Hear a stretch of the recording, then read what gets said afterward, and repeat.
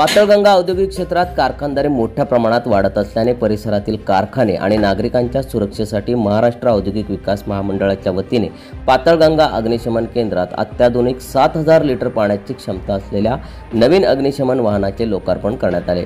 हा लोकार्पण सोहळा दिनांक 9 जानेवारी 2025 रोजी पाताळगंगा औद्योगिक क्षेत्राचे उपअभियंता श्रीकांत राऊत यांच्या हस्ते पार पडला।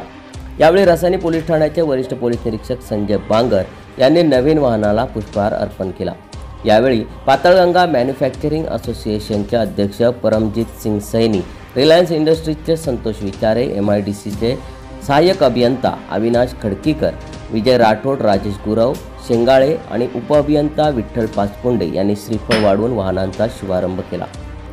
या नवीन अग्निशमन वाहनामुळे परिसरातील आगीसंदर्भातील आपत्ती वेळीच नियंत्रणात आणता येईल आणि दुर्घटनांचा धोका कमी होणार असल्याचे पाताळगंगा अग्निशमन दलाचे अधिकारी आशिष मोरे यांनी सांगितले आहे। या कार्यक्रमाला पाताळगंगा अग्निशमन केंद्राचे अधिकारी आणि कर्मचारी यामध्ये SS कोळे, RD Patil, RB Kadam, AR Patil, ND Bhoir, SB Waghmode, SK Bhoir, RS Patil, AA Gawand आदी मान्यवर उपस्थित होते। या नवीन वाहनामुळे पाताळगंगा आणि रसायनी परिसरातील रहिवासी तसेच औद्योगिक क्षेत्रातील कर्मचाऱ्यांसाठी सुरक्षिततेची पातळी आणखीनच मजबूत होणार आहे।